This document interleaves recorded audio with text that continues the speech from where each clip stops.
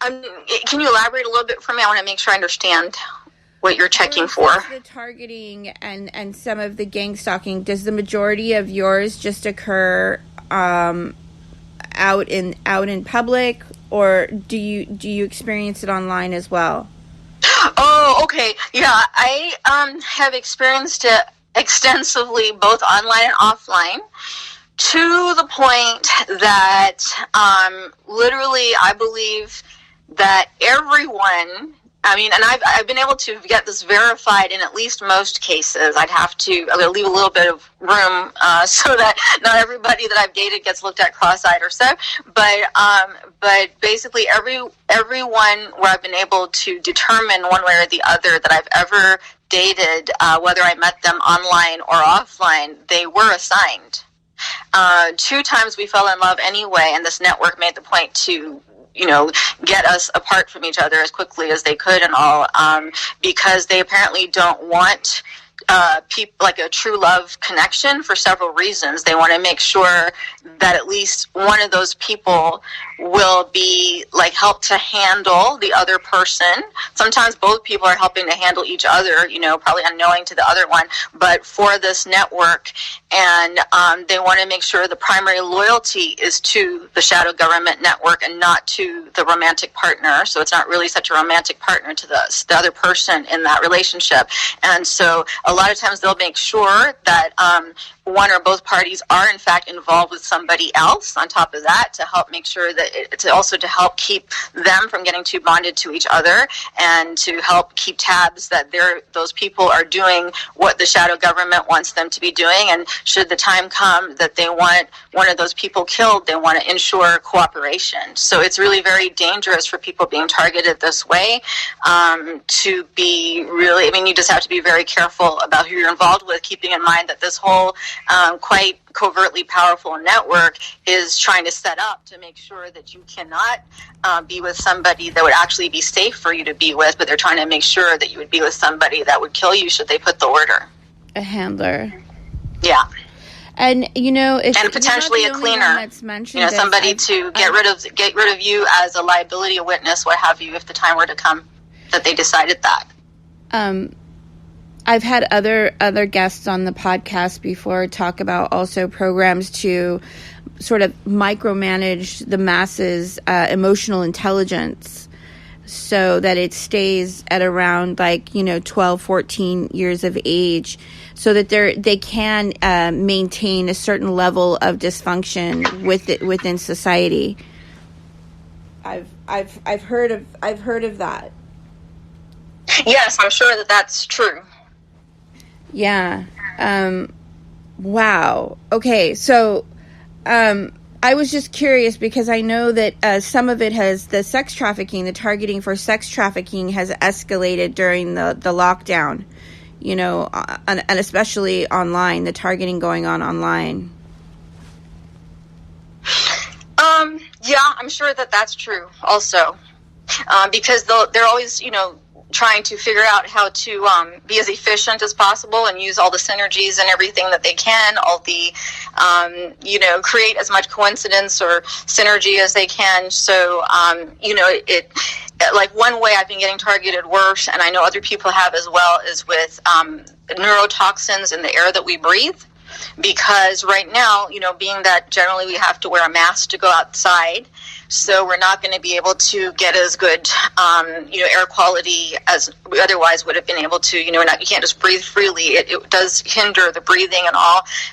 So we have that already. So, and then they figure, what a synergy would it be if we also make it so that, you can't breathe safely inside, or when you do go outside, or when you do go outside, we have some, of our minions coming to you, because they're definitely keeping track.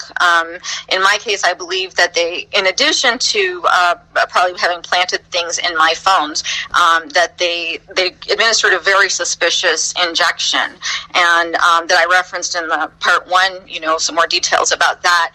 And so that ever since that injection was given, and it was by a doctor in this network that I was specifically made to wait for, and he was very connected. That was in Canada, in Toronto, where I'm going to play these files from, around the same time. It immediately, these men always knew where I was. In fact, this main person's voice that you coming up that you can hear, he was referred to as their audio engineering consultant. He's a bit hard to follow for some reasons, including he had a Nigerian accent, but I picked out some parts where I think relatively we could hear those, and I'll link the files, when I post some. Can you hold your mic up to the phone?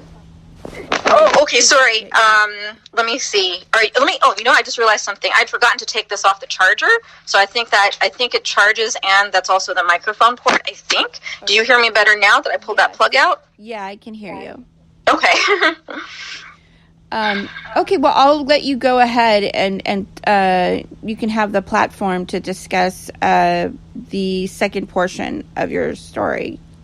Okay, I think I might have. Did I actually answer? Did I say I'm a human interest photojournalist now because of this? And I'm trying to, because they acutely endangered, raised things in my situation. They surged it to life-threatening extent, which they've done leading into the year leading into, the year of, and the year coming out of every multiple of 6 birthday year for me. So I'm coming out of that hopefully now because I just turned a multiple of 6 birthday year last year.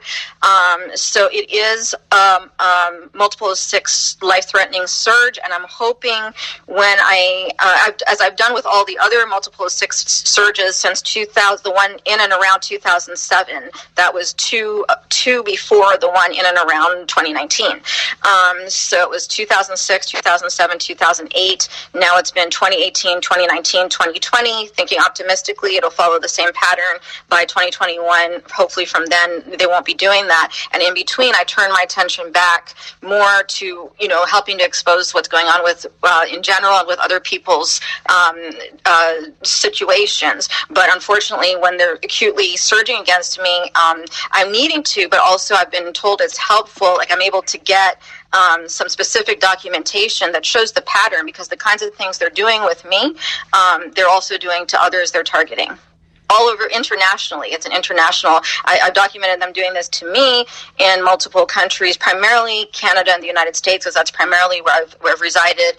But they've also done it in Mexico. But to me, that was before I was recording, because I was still figuring out what was going on. When I left there, I was not older than 15 to 16.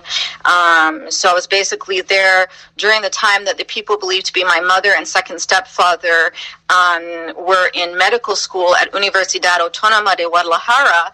They are both doctors. Well, my stepfather passed away in 2016, but they've been both doctors for the shadow government network, specifically in behavior modification, the umbrella category for mind control projects, including MK Ultra. That's partially declassified, only partially, which is an indicator that they're trying to keep the rest secret for some reason, because they're still working on it. That kind of subject matter, experimentation, and I've been getting some tips. One of the good things also, getting more public, I've been getting more tips of other places to look to keep putting together more of the puzzle for hopefully a lot of people. And one of those tips was to check about that Universidad Autónoma de Guadalajara medical school connection, because my person believes my mother has some ties to her. Let's see, her father's father was the Minister of Health and Housing for Guyana, and though nobody will give me a straight answer to confirm that for sure he was one, I read that key officials of Guyana were involved in arrangements for Jonestown. So I believe that as Minister of Health and Housing, during arrangements for Jonestown, he had to be involved, and I think that's a reason, multi-generationally, this has been disproportionate in our family also. And but there are very lucrative black budget contracts attached to this unethical, non-consensual human experimentation, and I believe that's a way that it ended up being passed down to her, that she's doing what she's doing now, and he was doing most likely what he was doing then, but I can't speak as directly to what exactly he was up to. But Jonestown, it seems that they were, they also had people from other countries, including Russia, involved, very interested, and that people were testing, neurotoxins and so forth to try to help get mind control, what they call mind control, coercive control, that's neurological and psychological, to get people to do what you want them to do. And the ultimate power trip for them and test and success seems to be to get somebody to commit murder and or suicide, which of course they really managed to, a very large extent with Jonestown. That's where the expression comes from about don't drink the Kool-Aid, because it ended up being nearly 1,000 people is what's documented that were killed. Many of those through the, I believe it was cyanide that they used as the main poison in the Kool-Aid, but I have to double check that, because really it was found that they had tested several drugs over the time that people had been shepherded to that compound out of the United States, at least many of them out of the United States. I want to say from San Francisco, California, and they had been, lured, basically, told all sorts of great things to come and have like a utopia if they come and live at the what they call Jonestown, the compound in Guyana. And so then, let's see, I want to tell the right title. It was Congressman Leo Ryan out of California.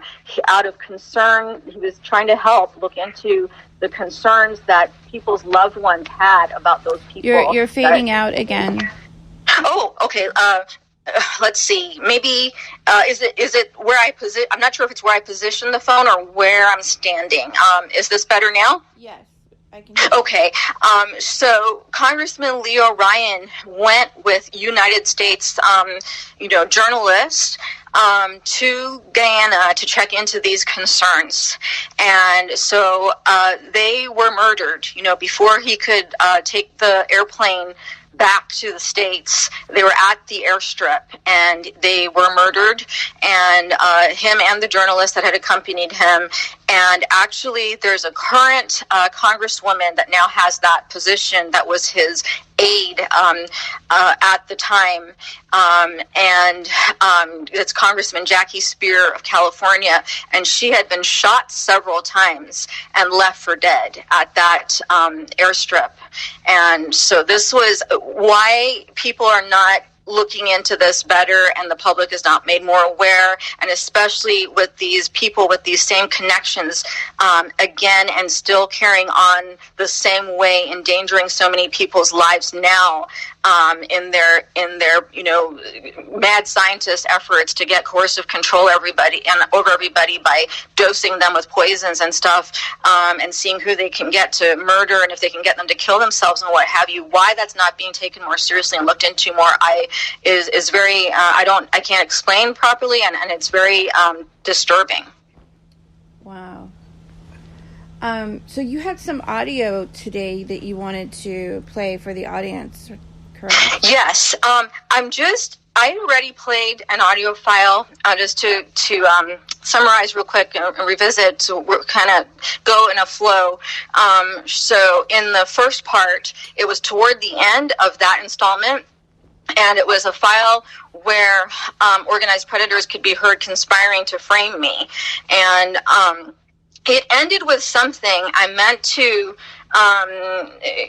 probably maybe touch base on that a little bit more. Maybe I'm just thinking to play just literally that last phrase, that very last part of that file, where one of the people in the meeting said, someone's got to make her, he said, I'm trying not to press there until I'm ready, because I think when I press on it's going to play, and I have the transcript with the file pulled up, but I'm going from memory. I think he said, somebody's got to make her get that chart. And so if he didn't say somebody, he said someone, I think he said somebody's got to make her get that chart. And so I'm not sure. I basically been able to figure out that he meant one of two things. And then my stepfather's voice after that's the one that's heard saying, I hope so. And they either were meaning to frame me for stealing a chart from my mother's psychiatric office, or at least as a front, it's her psychiatric office. But there's some things I've heard, even comments she's made to me, like she's not really, the head of the office, which she even said to me after my stepfather died. So I started to realize, and she was not talking about administrative things, and so it's like apparently a front for these things, and apparently a lot of cults, like I believe, I think what was called more commonly known as Jonestown, it had a longer official name. Those are basically fronts for CIA to carry out, and maybe other agencies in cooperation and collaboration to carry out these operations. And so, so